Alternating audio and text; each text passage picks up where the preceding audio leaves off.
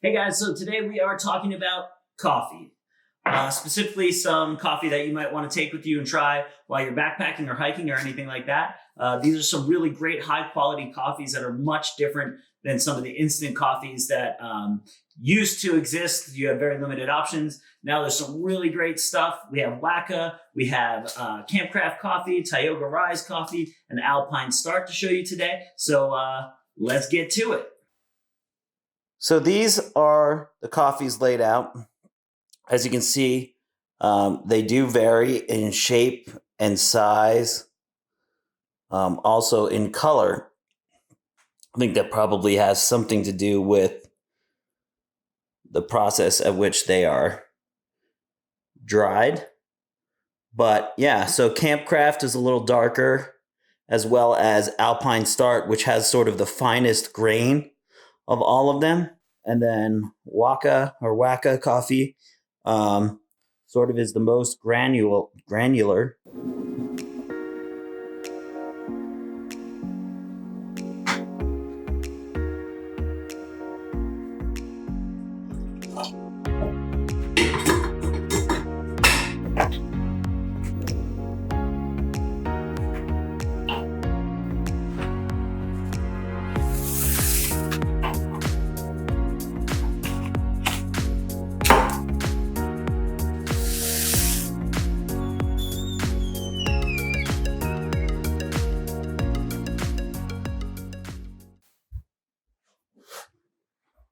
So, I didn't end up using the jet boil. Doesn't make any sense inside. Don't want to waste fuel. But I did put each one of these coffees into a separate cup. I am going to use the old trusty GSI mug to measure out 8 ounces in each one. And I'll show you what the color is. So, here we go.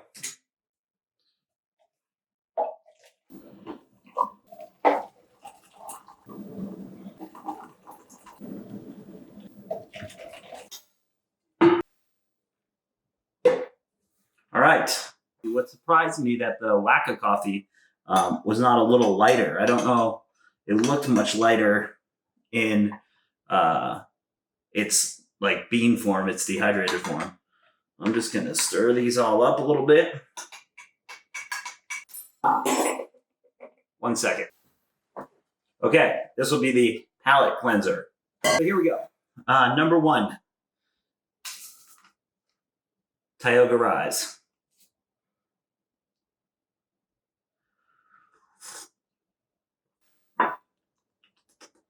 Okay. Palate cleanser.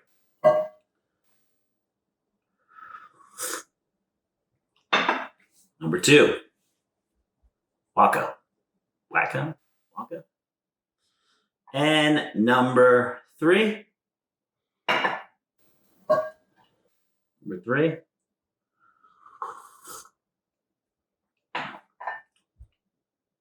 Alpine Start.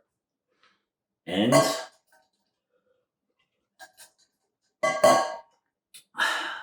number 4, Campcraft coffee.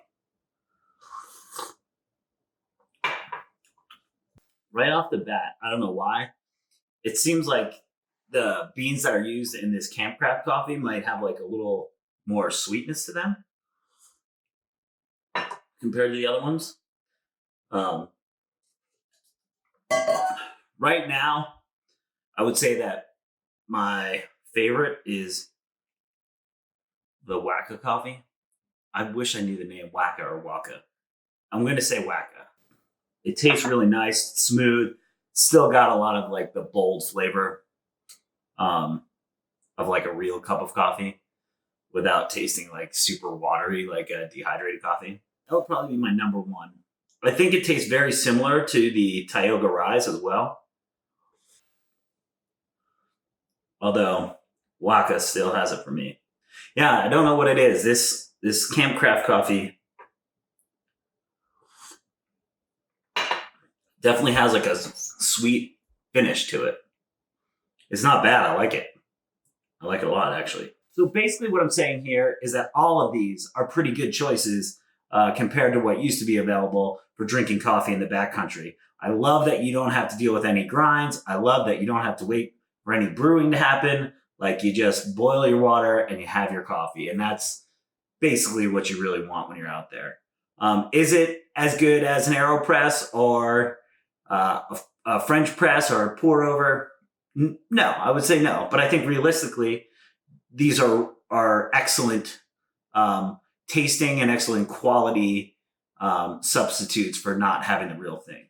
So the final factor deciding what you're actually going to carry with you outside of the taste and what you prefer is the cost. And I've done some math for you here. So starting with Campcraft coffee. Campcraft coffee comes in a packet of 7 coffees and it costs $15.99. This would make Campcraft coffee the most expensive out of all the options. It breaks down to $2 and roughly $2.29 per cup, which is not terrible considering what you probably spend normally on a cup of coffee in a day, but it might not be something that like a thru hiker could sustain for, 160 days on trail. Alpine Start here, you get packets of 8 in a box and it's $8.99. That breaks down to $1.12 per cup. One of the cool things about Alpine Start is that you can also get a 30 serving jar, which makes things, A, there's less environmental impact because you're not throwing a packet out every time. And B, you can break it down to about 83 cents per cup when you do it that way. So that's a really good option if you're doing like an extended thru hike or longer distance trail. The people at WAKA were kind enough to send me a full box. This box is also recyclable, which is super cool. It comes in 8 packets in a box, and a box costs $11.99, which breaks down to about $1.50 per cup. The cool thing about WAKA is you can buy like a larger bag that's 80 servings, and that's $38.99, which breaks down to only 48 cents per cup of coffee. So right now, that's kind of the standout for me in terms of if I was going to long distance hike or do anything, and this was an option, there'd be ways that you could break it down into packets like for a week and just take out a scoop every day, something like that. And then lastly, Tioga coffee sort of had the least amount of information about it online, but it comes in a box of 15 or 30 at 15 packets, and the cost that they charge, which is $15.99, I believe, it comes to $1.26 per cup. Hey guys, so that about wraps it up. Just wanted to show you that you have options for coffee in the backcountry. I did want to mention that some of these companies provided samples for this particular video. I was not paid to do this video in any way. If you like this kind of content and the stuff we're producing at Outdoor Gear Geeks, we'd love if you would subscribe to this channel, follow us on Instagram at Outdoor Gear Geeks, and like, subscribe, and share. Thanks so much, guys. Cheers.